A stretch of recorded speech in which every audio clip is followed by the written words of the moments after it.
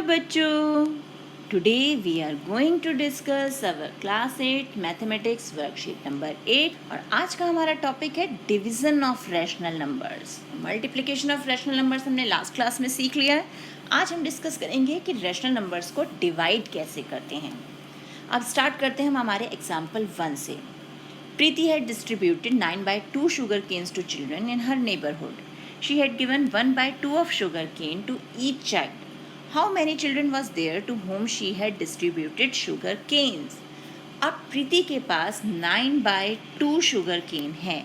It means 9 को हम 2 से डिवाइड करें तो 2 4 8 एंड 1 इज द रिमाइंडर। अब मिक्स्ड फ्रैक्शन में लिखा तो 4 एंड 1/2।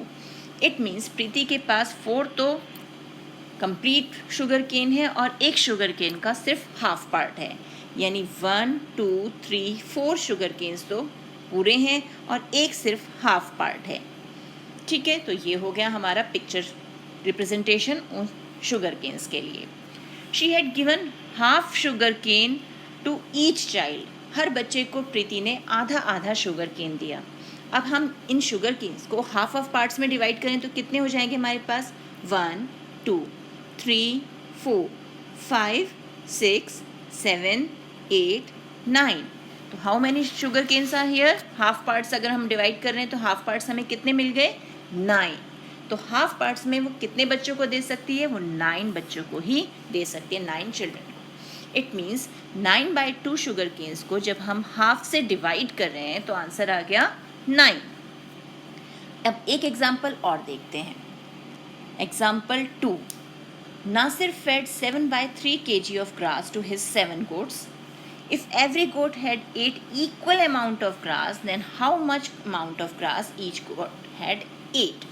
कि नासिर के पास 7/3 kg, 7/3 kg का मतलब 7 को 3 से डिवाइड करना है। 3 2 6, ये आ गया 1, यानी 2 तो कंप्लीट पार्ट्स हैं और एक में 3 में से हमें 1 पार्ट, यानी ये तो 2 कंप्लीट है और यहाँ 3 पार्ट्स में से हमें 1 पार्ट हमारे पास है। अब नासिर ने अपनी 7 गोट्स को इक्वल अमाउंट ऑफ ग्रास खिलाया, यानी इस 7/3 को उसने 7 पार्ट्स में इक्वली डिवाइड किया। तो अब हर गोट को कितनी ग्रास मिली? तो अब यहाँ हम देखिए कितने पार्ट है? 1 2 3 4 5 6 7। तो यहाँ भी हर गोट को एक पार्ट मिला 3 में से। इट मीन्स 3 इक्वल पार्ट्स में से ग्रोस जो गोट है उसके हिस्से में कितना पार्ट आया? 1/3। तो इट मीन्स 7/3 kg को जब हम 7 से डिवाइड करेंगे तो answer is 1/3 kg of grass. तो अब ये तो था पिक्चर रिप्रेजेंटेशन। अब हम इसे मैथमेटिकली कैसे सॉल्व करेंगे? 7/3 डिवाइड बाय 7 और 7/1 भी लिख सकते हैं इसे। तो जब हम डिवीज़न करते हैं तो हम क्या करते हैं बेटा? 7/3 ये डिवीज़न का साइन कन्वर्ट होता है मल्टीप्लिकेशन में, और जो हमारा डिवाइज़र है यानी डिवीज़न के साइन के बाद जो नंबर है उसका हम रेसिप्रोकल लेते हैं, यानी उसका न्यूमरेटर बन जाता है डिनोमिनेटर और डिनोमिनेटर बन जाता है न्यूमरेटर। यानी 7/1 को हम पलट के लिखते हैं, अपोजिट कर देते हैं। तो अब इसे सॉल्व करें। 7 से 7 कैंसिल तो हमें क्या मिल गया? 1/3। और यही हमारा आंसर था ना, हर गोट को 1/3 kg ऑफ ग्रास मिल रहा है। तो ये है हमारा मेथड कि अगर हमें डिवीज़न करना है रैशनल नंबर्स का, we just multiply dividend into the reciprocal of divisor and simply get quotient. तो हमें आंसर मिल जाता है। हमें बस डिवीज़न से मल्टीप्लिकेशन में कन्वर्ट करना और डिवाइज़र को उसका रेसिप्रोकल लेना, उसे पलट कर लिखना है। अब हम कुछ क्वेश्चन सॉल्व करते हैं। तो हमारे क्या क्या क्वेश्चन हमें दिए हुए हैं? Neha runs 13/4 km of distance on a track. At the time of run, she had stopped 5-minute break at 4 stations, including finish line with equal distances. How much distance she had covered when she had reached at first station? अब 13/4 तो total distance है जिसमें Neha 4 stations पर रुक रही है, और ये 4 स्टेशंस जो हैं इक्वल डिस्टेंसेस पर हैं, यानी हमें इस डिस्टेंस को 13/4 को 4 इक्वल पार्ट्स में डिवाइड करना है। यानी डिवाइड मीन्स हमें इसे 4 से डिवाइड करना है। तो 4 मीन्स क्या हो गया? 4/1, जिसके डिनोमिनेटर में कुछ नहीं, वहाँ क्या है हमारे पास? 1। तो अब हम इसे मल्टीप्लिकेशन फॉर्म में लिखें।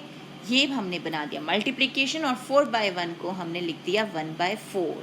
अब यहाँ ध्यान ये देना है, हमें जो डिविडेंड है उसमें कोई चेंज नहीं लाना, वो एज इट इज़ 13/4 ही जाएगा। हमें चेंज करना है, रेसिप्रोकल लेना है हमारे डिवाइज़र का, यानी 1/4 कर देना है उसे। अब यहाँ कुछ कैंसिल हो सकता है नहीं, तो हम सिंपली मल्टीप्लाई करेंगे numerator to numerator, denominator to denominator. तो 4 4 ज़ा 16, तो 13/16 किलोमीटर हमारा आंसर आ गया।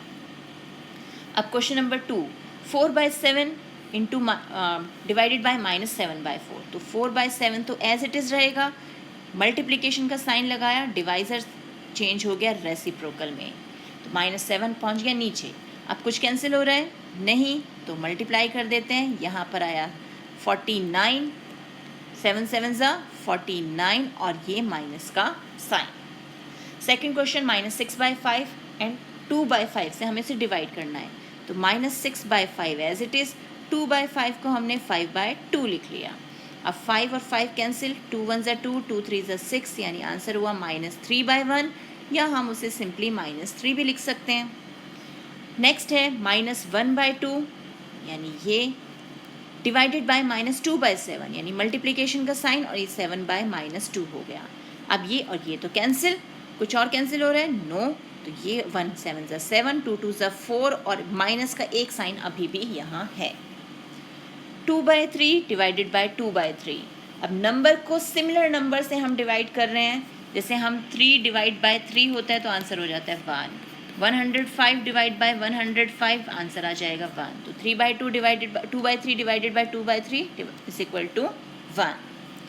नेक्स्ट है -7/8 डिवाइड बाय -4/3, यानी इसका रेसिप्रोकल ले लेते हैं।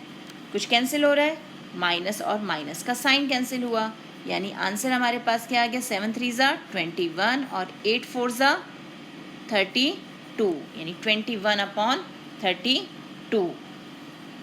फिर है 0/8 एंड 6/4, मल्टीप्लिकेशन का साइन बनाया 4/6, और जैसे ही 0 आ जाता है मल्टीप्लिकेशन में, इट मीन्स पूरा आंसर ही 0 हो जाएगा। तो ये हो गया हमारा क्वेश्चन नंबर 7 भी सॉल्व। तो ये है हमारी आज की वर्कशीट। मिलते हैं एक और वीडियो में, तब तक keep practising and enjoy math.